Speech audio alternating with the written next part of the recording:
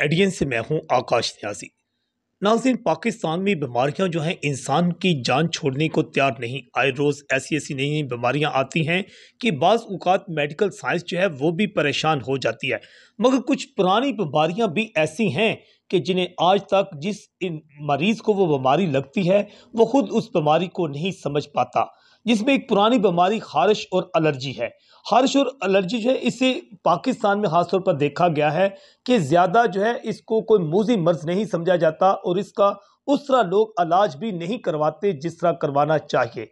इस वक्त हमारे साथ गुजरात की एक अहम शख्सियत मेडिकल से वाबस्ता जो हैं साबिक MS अजीज़ भट्टी हस्पताल और साबिक ऑफिसर जो हैं मेडिकल ऑफिसर डॉक्टर नुसरत रियाज हमारे साथ मौजूद हैं। हम इनकी ज़बानी जानते हैं कि ये खारिश पहले तो ये बीमारी क्या है इसकी समझ आ सके और इसके इलाज क्या हैं और जिस मरीज़ को ये बीमारी लग जाए इनसे तमाम सवालात के जवाब गाहे बगाहे हम लेते रहेंगे। जी सर। जी, थैंक यू सो मच। आपने आज बड़े एक अहम मौजू के ऊपर जो है ना मुझे बोलने का और मुझे लोगों तक इसकी मालूमात पहुंचाने के लिए आपने मौका दिया।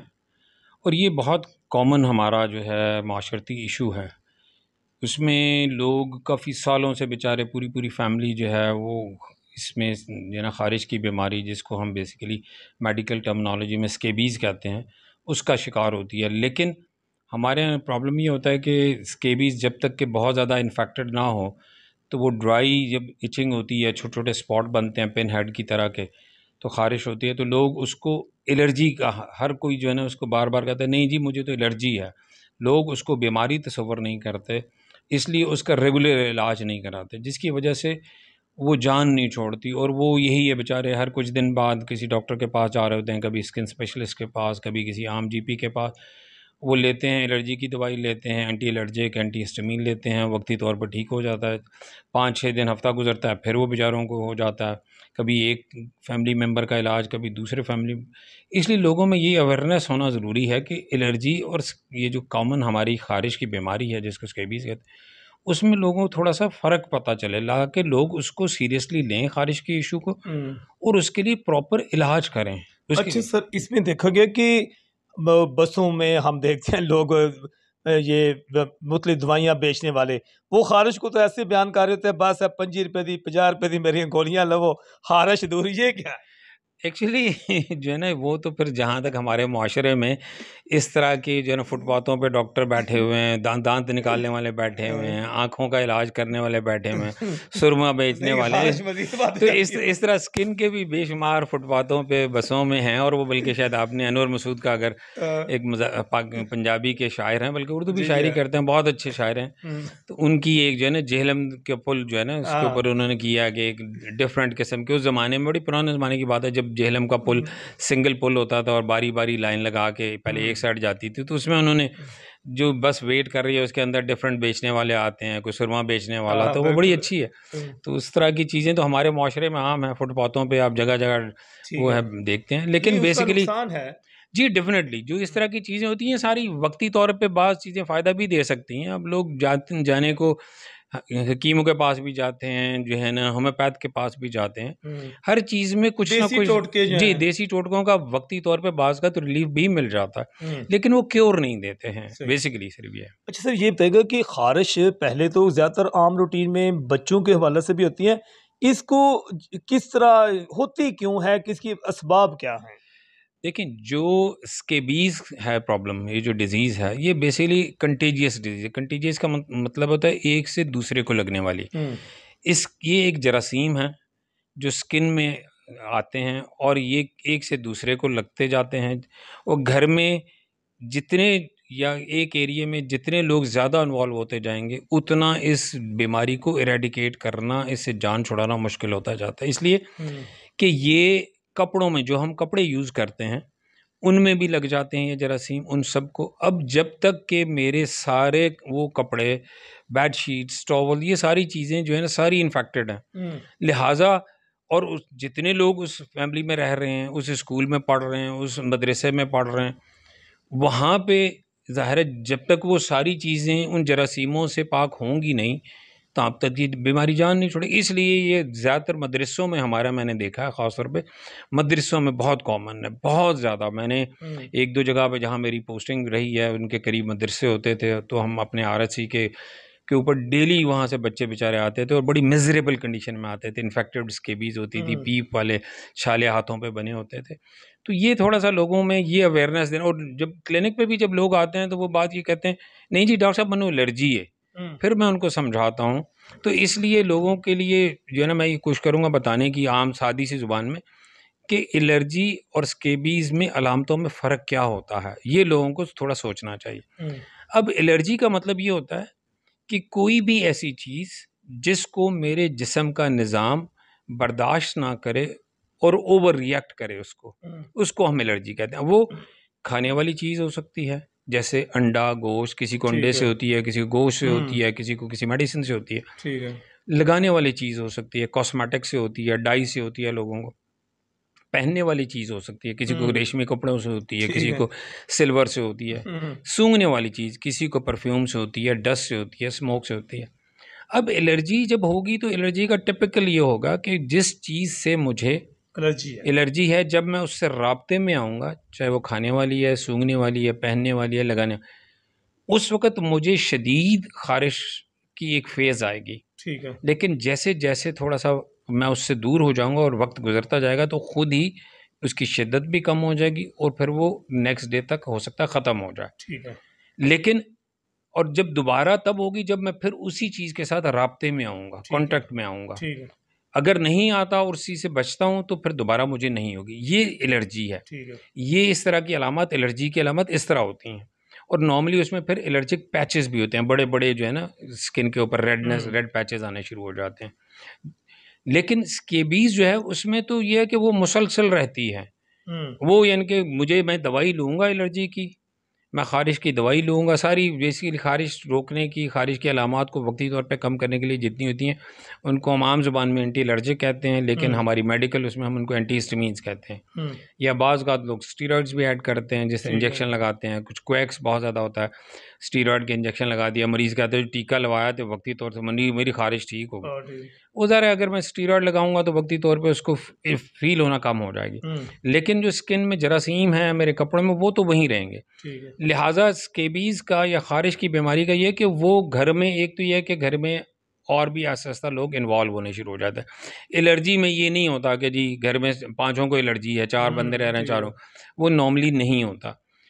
और इसमें फिर यह है कि चूँकि उस सब का इलाज नहीं होता उस तरह, जरासीम कपड़ों से जिस्म से ख़त्म नहीं होते, लिहाजा वो बीमारी चलती रहती है। वक्ती तौर पे एक बंदा एलर्जी की दवाई लेगा, कभी इर्रेगुलर लोशन लगाएगा जो स्केबीज़ के हैं, वो भी हमारे काफ़ी कुलीग उनको प्रॉपरली एक्सप्लेन नहीं करते कि लोशन लगाना किस तरह है, एहतियात किस तरह करनी है, कपड़ों को जरासीमों से पाक करना ज़रूरी है। होता ये है कि अगर फ़र्ज़ किया मैं लोशन लगा भी लेता हूँ स्केबीज़ का, किसी डॉक्टर ने मुझे कहा, एलर्जी की दवाई लेता हूँ, लेकिन फिर उसके बाद वही कपड़े पहनता हूँ जो जरासीमों से जिसमें लगे हुए हैं मेरी बॉडी पे, फिर वो जरासीम मेरी बॉडी पे आ जाएंगे। एक का इलाज होता है घर में, दूसरे का नहीं होता, तो फिर जिसका नहीं हुआ उससे फिर मुझे बीमारी लग जाएगी। ये ऑटो इन्फेक्शन, री इन्फेक्शन होता रहता है, इसीलिए ये बीमारी ख़त्म नहीं होती। फिर हम मदरसों में रह रहे हैं, जहाँ बच्चा पढ़ रहा है, जहाँ रह रहा है, वहाँ पे अगर वो फिर इलाज करा के फिर उसी जगह जाता है, बाकी सबको है तो उसको फिर हो जाएगी। इसलिए ये इशू इतना है कि ये सालों से लोगों के घरों में चल रही है और सालों से वो उनकी जान नहीं छूट रही, इसलिए कि ना उनको वो प्रिवेंटिव मेजर्स जो एहतियाती तदाबीर हैं वो फॉलो कर रहे हैं, ना उनको प्रॉपरली बताया जाता है।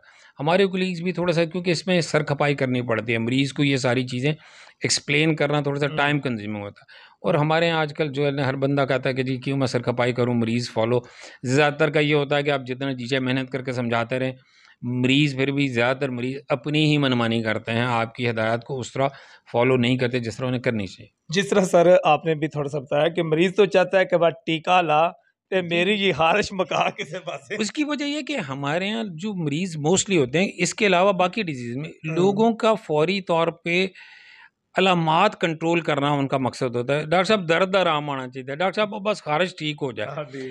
हम वक्ती अलामात को कंट्रोल करने की मेडिसिन या ट्रीटमेंट पे ज़्यादा बिलीव करते हैं हमारे पेशेंट। हम जब किसी को कहें ना कि ये नहीं यार, इसको आपको थोड़ा सा 2 दिन 4 दिन 10 दिन लगेंगे, तो लोग उस चीज़ को समझते हैं डॉक्टर साहब शायद जड़ा ना मनु टोरी रखने वास्ते पे आते हैं। हो सकता है कुछ लोग ऐसे भी हमारे कुलीग हाँ, करते ठीक हो, है। उसको तो मैं इनकार नहीं कर सकता, क्योंकि हमारी लेकिन फील्ड लोग की में नफ्सियात भी ये है कि वो फौरी ही लोग सिर्फ फौरी अलामात को कंट्रोल करना चाहते हैं। उनको कॉज से, उसको वजूहात से और वजूहात के खात्मे से ज़्यादा दिलचस्पी नहीं होती। वो वक्ती आराम चाहते होते हैं और वक्ती आराम लेके वो कहते हैं जी मैं डॉक्टर साहब फलाने को उन्हें तो मैंने टीका लाया थे आराम आ गया, तुसी कहते हो 3 दिन जेड़ा ना ए करना पएगा। इस तरह लोगों की सोच है ना। तो स्केबीज़ के बारे में अगर आप कहते हैं तो मैं थोड़ी सी जी, जी, एहतियाती बताएँ, तदाबीर बताएँ, बता देता बता हूँ दें। कि बेसिकली ज़ाहिर है इसमें एक तो ये है कि मैं वक्ती तौर पे तो डेफ़िनेटली है किसी बंदे को बहुत ज़्यादा ख़ारिश हो रही है, रात को ये फ़ील ज़्यादा होती है क्योंकि रात को आप काम में मसरूफ़ नहीं होते, इसलिए रात ख़ारिश के इशू रात को मरीज़ को फ़ील ज़्यादा होता है, इसलिए कि वो आइसोलेटेड होता है, रेस्ट कर रहा होता है, इसकी पूरी तवज्जो फिर अपनी अलामात की तरफ हो जाती है। अब इसमें ये है कि वक्ती तौर पे अलामात को कंट्रोल करने के लिए एलर्जी की दवाई, चाहे वो बच्चा है, सिरप है, बड़ा है, टैबलेट्स हैं, वो लेनी है ज़ाहिर है 2-3 दिन, 4 दिन, जब तक कि दवाई ने और एहतियात ने उस बीमारी को, जरासीम को मेरे जिस्म से ख़त्म नहीं करना और ठीक ख़ारिश है। की वजूहात ख़त्म होंगी तो मेरी ख़ारिश ठीक होती जाएगी। अब उसके लिए ज़ाहिर है एप्लीकेशंस, स्किन एप्लीकेशंस आती हैं, उसमें लोशंस भी आते हैं, क्रीम्स भी आती हैं जो कि आपको चेहरे से नीचे लगानी होती हैं, सारे ठीक है। जिस्म पे लगानी होती हैं। ख़ास तौर पे जो फ़ोल्ड्स हैं, जिस तरह उँगलियों के बीच में है, एक्ज़िला में है, ग्रॉइन में है, जहाँ भी फ़ोल्ड्स हैं, उँगलियों के बीच में वहाँ पे थोड़ी-सी नमी होती है, मॉइस्चर होता है, तो वहाँ पे जरासीम ज़्यादा कलेक्टेड होते हैं। उनको मिस नहीं करना, लगा के 24 आवर्स आप लगा रहने दें। उसके बाद बेशुमार कुछ डिफरेंट एप्लीकेशंस आती हैं, तो मोस्टली मैं तो ये रिकमेंड करता हूँ कि जो है ना एक दफ़ा सेकंड डे फिर लगा के 24 घंटे लगा रहने दें। और उसके बाद जब आपने नहाना है आफ्टर 48 आवर्स आफ्टर 2 एप्लीकेशन, तो फिर आपको टॉवल भी वो यूज़ करना है जो टोटली न्यू हो, इससे पहले ना। और उसके बाद आपको जो कपड़े पहनने हैं वो भी वो हों जो जब से आपको तकलीफ़ हुई है आपने वो इस्तेमाल ना किए हों। कोशिश ठीक है। करें कि न्यू हो, ठीक है। ताकि चूँकि आपने अपने जिस्म से 2 दिन की एप्लीकेशन के बाद जरासीम को ख़त्म कर दिया। अब अगर आप इन्फेक्टेड कपड़े फिर पहन लेंगे तो फिर वो जरासीम कपड़ों से आपको अब नया टॉवल यूज़ करूँ, नए कपड़े यूज़ करूँ।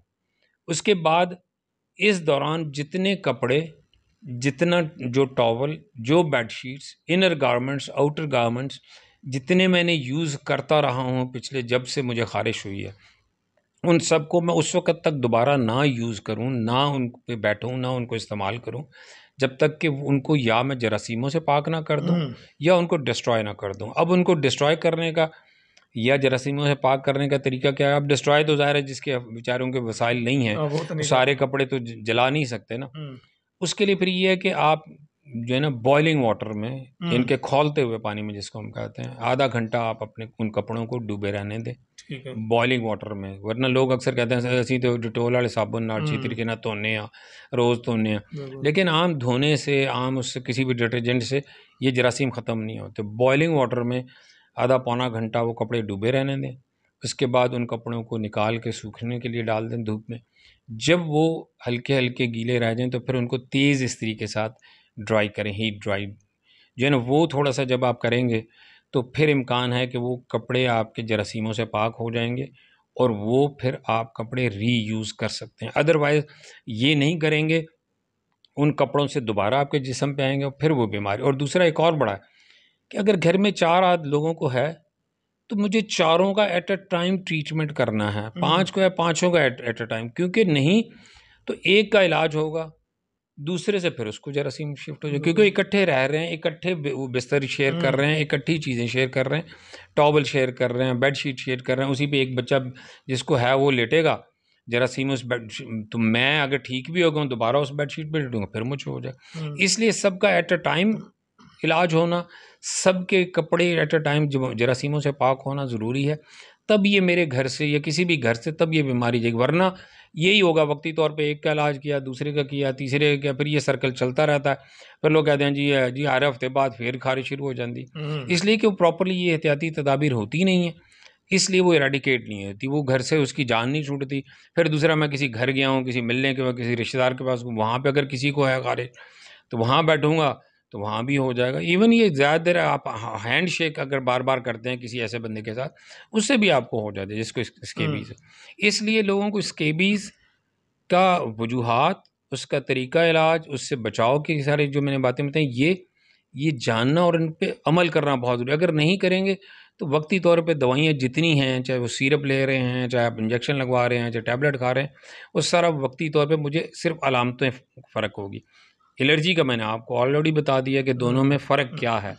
इसलिए हर ख़ारिश जो है ना स्केबीज़ नहीं होती और हर ख़ारिश एलर्जी नहीं होती है। जी नाज़रीन, बिलाशुबा डॉक्टर नुसरत रियाज ने बड़ी तफसील के साथ बताया कि एलर्जी और जो ख़ारिश है इसमें मेन फ़र्क क्या है और सबसे मेन बात इसकी वजूहात क्या होती हैं और इनका इलाज भी बताया है। तो यकीनन हमें देखने वाले जो हैं इनकी इन बातों से मुस्तफ़ीद हो सकते हैं। अगर किसी भी मरीज़ को ख़ारिश है या एलर्जी है तो उसके इलाज के लिए इनका कहना है कि एक तो टोटके जो हैं वो उसका भी नुकसान होता है और उसमें किस तरह बचाव किया जा सकता है, किसी अच्छे डॉक्टर के पास जाकर ही आप इसका परमानेंट जो है इसका इलाज करवा सकते हैं। एडीएन से मैं हूं आकाश नियाज़।